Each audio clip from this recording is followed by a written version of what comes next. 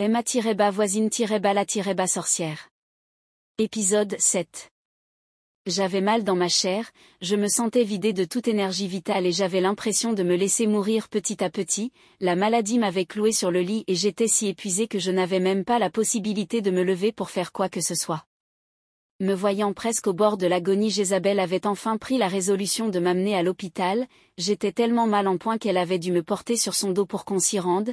C'était encore une démonstration palpable de sa grande gentillesse à mon égard. Une fois à l'hôpital, j'avais été immédiatement internée, on m'avait administré une perfusion intraveineuse et j'ai été plongée pendant un long moment dans un sommeil comateux où j'étais complètement perdue et enfermée dans une atmosphère obscure où je ne voyais absolument rien. Quand je me suis levée quelques heures plus tard, j'avais vu à mon chevet Jézabel qui manipulait son téléphone l'air de rien, et lorsqu'elle a remarqué que je m'étais levée, elle s'est aussi vite précipitée vers moi. « Jézabel, tu es réveillée Yolande ?» Tu m'as fait une de ces frayeurs. La voix frêle et tremblante, j'arrivais à peine à lui répondre. « Yolande, oui. Qu'est-ce qui se passe ? Qu'a dit le docteur ? » Jézabel, pour l'instant rien. On t'a juste fait des prélèvements, ce sont les résultats que nous attendons ainsi. Et nous avons eu à peine le temps de terminer notre conversation que le docteur a surgi avec une fiche dans sa main. Jézabel, alors docteur, de quoi souffre mon ami ? Docteur, curieusement nous ne voyons rien d'anormal dans les résultats. Vous semblez en parfaite santé si on s'en tient à ce que je vois, mais visiblement on voit bien que vous êtes en souffrance. Yolande, mais comment ça je suis en parfaite santé docteur ? Vous voyez bien que je ne me sens pas bien. Docteur, calmez-vous madame. On va faire des analyses plus approfondies pour voir ce qui vous dérange, mais pour l'instant on va vous mettre en observation et vous prescrire certains médicaments. Et c'est après 3 jours que j'ai quitté l'hôpital avec Jézabel. J'étais vraiment très épuisée par tous ces médicaments qu'on m'avait administrés. Je me sentais toujours très fébrile, mais au moins j'avais la possibilité de me tenir sur mes 2 pieds. Une fois arrivée au camp, Jézabel me tenait par la main et elle voulait m'amener chez elle, mais je ne voulais pas, je ne voulais plus passer une seule minute de plus loin de mes enfants. Je me dirigeais vers chez moi quand Jézabel s'exclama. « Jézabel, mais qu'est-ce que tu fais ? Où comptes-tu aller comme ça ? » Yolande, je retourne dans mon ménage. Jézabel, je ne peux plus être séparée de mes enfants, je n'en peux plus, j'ai besoin d'être auprès de ma famille. Jézabel, mais es-tu devenue folle ? Tu sais très bien que ton mari ne veut plus de toi près de ses enfants, alors pourquoi tenter le diable ? Yolande, peu importe. Qu'il fasse de moi ce qu'il veut, mais je veux être auprès de mes enfants même s'il faille que je meure dans ses bras.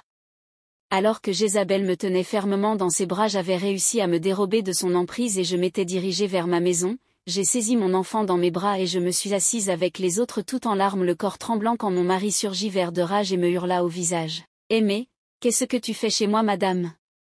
Sors de ma maison très rapidement, je n'ai vraiment pas envie de me mettre dans tous mes états. » Yolande, je n'irai nulle part ailleurs. Aimée. Tu m'as trop longtemps séparée de mes enfants, j'en ai marre. Je n'irai nulle part et je resterai avec eux jusqu'au bout, même si tu ne veux plus de moi, ce sont mes enfants, je les ai portés 9 mois dans mon ventre, tu n'as aucun droit de m'empêcher de les voir. Aimée, je pensais que tu avais fini par décider de les abandonner, je n'ai vraiment pas envie d'être vie au point lent, alors sors calmement de chez moi. Yolande, je t'ai dit que je n'irai nulle part. Aimée, si tu veux me frapper, frappe-moi, si tu veux me tue.me-moi, mais je ne m'en irai pas d'ici, je reste près de mes enfants. Aimée s'était approché de moi pour me mettre dehors, mais je tenais si fermement mon dernier-né dans mes bras en larmes, en pleurant, que Aimée n'a pas pu se permettre de me violenter dans un état pareil. Aimée, qu'est-ce que tu veux au juste ? À quoi tu joues ? Yolande, j'ai peut-être fait des choses qui t'ont déplu. Je suis allée à l'encontre de tes exigences, j'en suis désolée, mais tu ne pourras jamais enlever en moi l'amour que j'ai pour mes enfants et pour même Dieu m'en est témoin. Toutes les décisions que j'ai prises, c'était pour un intérêt commun. Tu ne vois pas à quel point je souffre de cette distance et de ce mal que tu fais subir. Je suis malade, Aimée, malade d'amour pour toi et pour mes enfants, et aujourd'hui je suis prête à laisser ma vie pour eux. Aimée me regardait complètement médusée, il ne savait quoi dire et moi j'étais en larmes devant lui. Et à un moment il a craqué et s'est assis sur le canapé et j'ai vu des larmes sur ses joues. Je me suis approchée de lui pour essuyer ses larmes et on s'est embrassé après plusieurs mois de séparation. Aimée, tu sais bien que je t'aime, alors ne me refais plus jamais ça.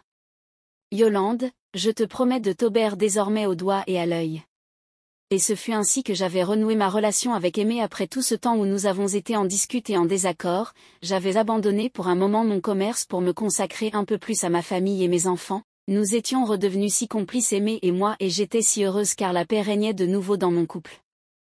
Alors que Yolande était répartie dans son foyer et vivait un parfait amour, Jézabel elle mourait de jalousie et de colère, elle s'en alla de nouveau revoir ce marabout qu'elle était allée consulter il y a quelques mois de cela. Yolande, je suis vraiment très déçue de toi grand marabout. Tu m'as promis que cet homme sera à moi mais c'est le contraire, tu es incompétent, j'exige que tu me rembourses. #flashback. Il y a de cela quelque temps après que Yolande et son mari avaient aménagé dans leur nouvelle maison, Jézabel était allée consulter un marabout. Jézabel, grand marabout, il y a une nouvelle voisine près de chez moi et elle semble être heureuse dans son couple, j'aimerais que ce bonheur me profite, j'aimerais avoir ses enfants, son bonheur que je n'ai jamais eu, si moi je suis malheureuse pourquoi elle doit avoir tout ça? Marabout, c'est un petit problème, d'ici quelques jours tu pourras profiter de tout ça, il faut juste respecter les recommandations que je vais te donner. Et ce fut ainsi que Jézabel avait monté de toutes pièces un plan pour nuire au bonheur de Yolande et sa famille, mais cela avait été rompu par un amour-propre, mais elle était prête à passer à la vitesse supérieure. Marabout, reste tranquille, je vais y remédier, c'est un petit problème, il y a eu faille à cause de la force de leur amour, mais si tu suis ma démarche à la lettre ils vont se quitter pour de vrai. Jézabel, j'espère, je suis impatiente que cette Idi.ote soit chassée et que je devienne la nouvelle maîtresse de maison, elle n'a pas idée de ce qui l'attend. Alors que Yolande savourait tendrement ses retrouvailles avec son mari et ses enfants, elle était loin de s'imaginer de la cabale qui avait été montée contre elle à son insu, ce qui était sur un ciel noir planté au-dessus de sa tête. À suivre.